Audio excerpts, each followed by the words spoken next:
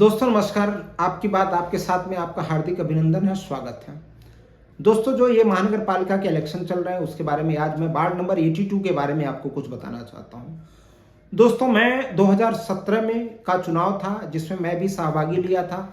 एक अपक्ष के रूप में मैं वो चुनाव को खुद कंटेस्ट किया था और मैं गली गली गया और मैंने देखा कि क्या लोगों को स्थितियाँ थी। अलग बात है कि जब कोई भी ये अपक्ष जो लड़ता है उसको तो 10, 20, 50 वोट भी मिल जाए तो बहुत बड़ी बात है, और या तो वो बहुत बड़ा पैसे वाला हो और कहीं से उसका बैकअप बढ़िया हो तो वो शायद जीत भी जाता है। लेकिन अपक्ष उम्मीदवारों की स्थिति नगण्य होती है, वो कहीं के नहीं होते हैं। मैं भी अपक्ष चुनाव लड़ा था, बहुत सारे मैंने मुद्दे उठाए, चाहे वो बाथरूम से संबंधित हो, गलियों से संबंधित हो, झोपड़पट्टी के रिहेबिलिटेशन से संबंधित हो, वहाँ से अंदर जाने वाली गटर की संबंधित हो, वहाँ के गंदगियों के संबंधित हो, वहाँ पे कचड़े कहाँ रखे जाते हैं, ऐसे फेंक दिए जाते हैं, उससे संबंधित हो, वो सारी चीज़ें मैंने इसको उठाया था। लेकिन एनी हाउ मुझे बहुत कम वोट मिला और मेरी जमानत जब्त हो गई। दोस्तों 2017 के बाद से 2026 में फिर से चुनाव हो रहा है और आज भी जो नेतागण हैं जो चुनाव क्षेत्र में जा रहे हैं तो वो प्रचार किस चीज़ का कर रहे हैं। वो जब झोपड़पट्टी के एरिया से गुजरते हैं तो माइक से ये बोलते हैं, हमने कोस्टल रोड कॉरिडोर बना दिया है, हमने कंक्रीट की सड़कें बना दिया है, हमने यहाँ से वहाँ फ्लाईओवर बना दिया है, हमने यहाँ से ये कर दिया है, हमने वहाँ से वो कर दिया है। दोस्तों मैं आपको बता रहा हूँ, मुंबई की 50% नहीं तो 45% मान लीजिए कि आबादी जो वोटर हैं, जो जेन्युइन वोटर हैं, आज भी झोपड़पट्टी में रहते हैं। आज झोपड़पट्टियों की समस्याएं क्या हैं, उस समस्याओं के बारे में अब तक मैं कह रहा हूं। मैं पिछले 30 सालों से, जब से मुझे याद है, मैं देख रहा हूं झोपड़पट्टियों की स्थिति जस की तस बनी हुई है। अब उनकी स्थितियों के ये लोग सुधारे कैसे हैं। पहले क्या होता था कि बाढ़ आती थी, कभी मतलब 26 जुलाई जैसी बाढ़ आई थी तो लोगों के घरों में पानी चला गया था। अब लोगों को घरों में पानी जाने के लिए बाढ़ का इंतजार नहीं करना पड़ता है, केवल 5 मिनट की बारिश आती है, 10 मिनट की बारिश आती है तो झोपड़पट्टी के घरों में लोगों के घर में पानी घुस जाता है। अब आप बोलेंगे कि ऐसा कैसे, आप ऐसे कैसे कह रहे हो कि 10 मिनट की बारिश में झोपड़पट्टी में पानी घुस जाता है। मैं आपको रीजन बता रहा हूं। आप कभी झोपड़पट्टी में चले जाइएगा तो गलियां होती हैं छोटी छोटी, मुश्किल से 3 फीट से 4 फीट वो गलियां होती हैं, इससे ज्यादा नहीं होती हैं। उस 4 फीट में भी किनारे किनारे लोग सीढ़ियां लगा दिए हैं, अपने घर में जाने के लिए सीढ़ियां लगा दिए, महला पे जाने के लिए सीढ़ियां लगा दी हैं, तो वो कुल मिला के 2 फीट या 1.5 फीट ही बची रहती हैं। अब मैं बता रहा हूं आप कि उनके घर में पानी क्यों जाता है। दोस्तों क्या होता है, जो हमारे घर का स्तर होता है, जहां से वो उसका स्लैब होता है, मतलब जहां पे हम लोग रहते हैं, सोते हैं, गटर हमेशा उसके नीचे होना चाहिए। बीएमसी वाले करते क्या हैं, वहां के इंजीनियर करते क्या हैं, गटर जो कभी 5 फुट नीचे था उसको मैं कहता हूं 1 फुट बढ़ा दिए होते तो 4 फुट का जगह बचता।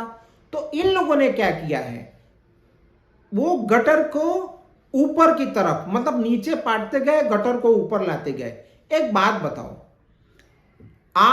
आपके रूम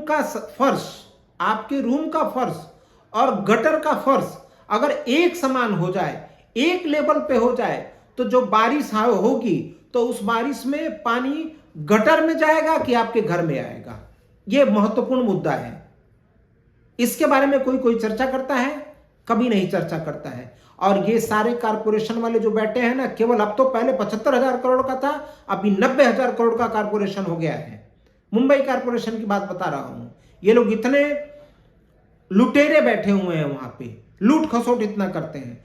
तो ये मैं कह रहा हूं कि आज बाढ़ से किसी के घर में पानी नहीं जाता है। बाढ़ तो आती है जाती है, वो अलग बात है, उससे जो परेशानियां होती हैं। अब केवल 10 मिनट की बारिश होती है तो लोगों को घर में पानी चला जाता है, क्योंकि ये गटर को गटर नहीं रहने दिए हैं, गटर को लेवल ऐसे ऐसे उठाते जाते हैं।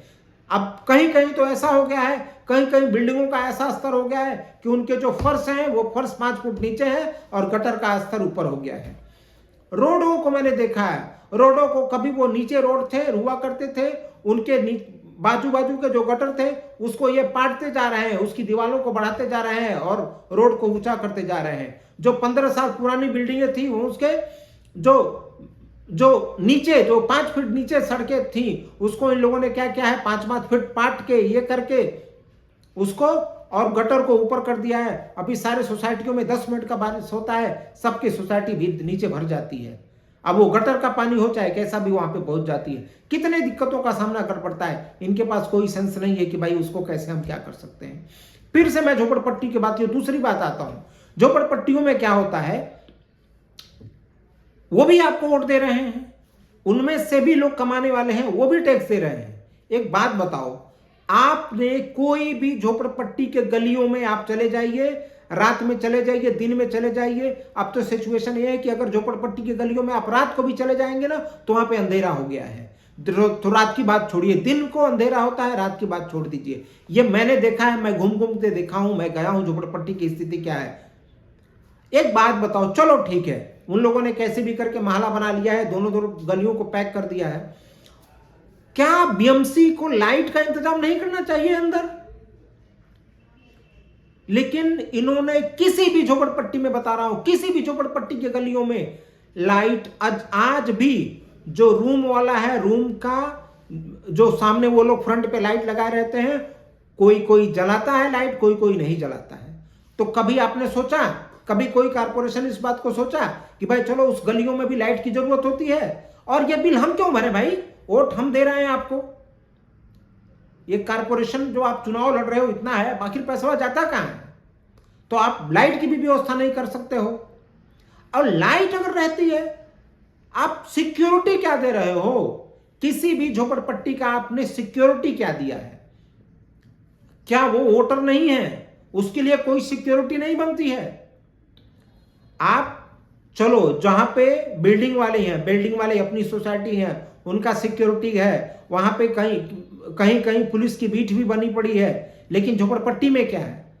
झोपड़पट्टी का सिक्योरिटी उनका यही हो सकता है कि कम से कम रात में कोई पुलिस वाला एक बार चक्कर तो लगा सकता है। नहीं गेट दे सकते हो, नहीं वॉचमैन दे सकते हो, नहीं कोई झोपड़ी वाला वॉचमैन रख सकते हैं तो ये कर सकते हो, ये भी नहीं है।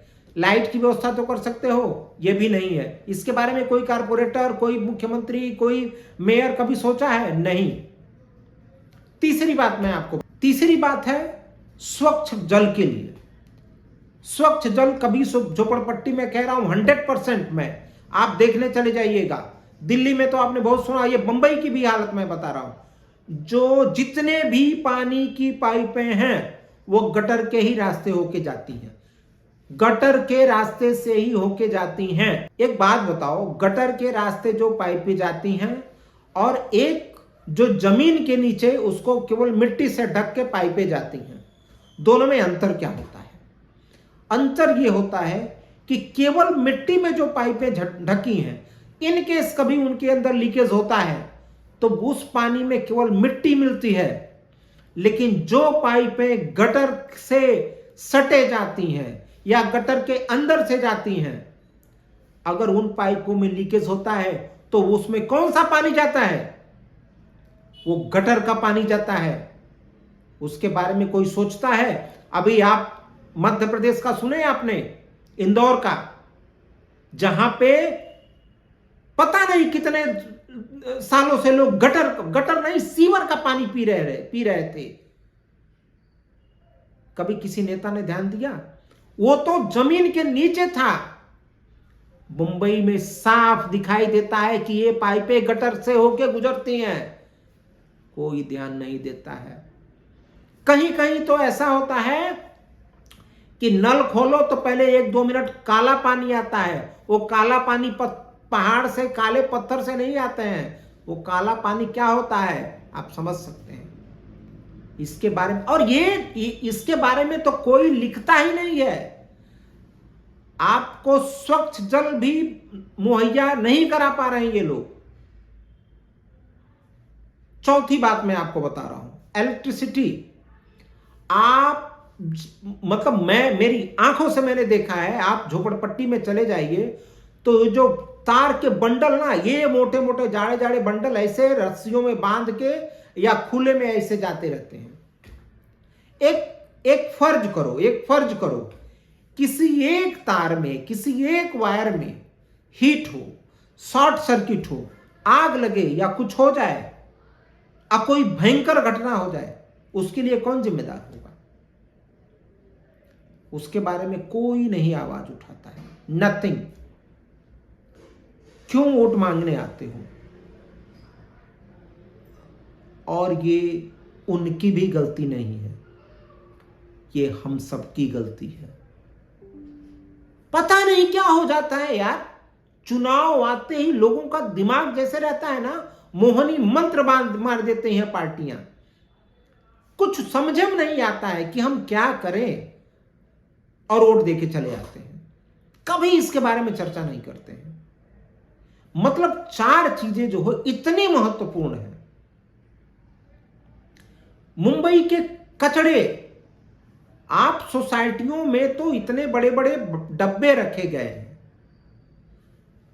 आप झोपड़पट्टी की सड़कों में चले जाओ, देखो कचड़ों की क्या हालत है, देखो गाड़ियां किस तरीके से पार्क रहती हैं, एक एक नहीं 2-2 3-3 लेयर में रहती हैं। आप गाड़ी से नहीं जा सकते हो, किसी को इमरजेंसी हुआ, कोई मेडिकल इमरजेंसी हुई तो जल्दी वहां से वो निकल नहीं पाता है। इसके बारे में कौन करेगा भाई? क्यों?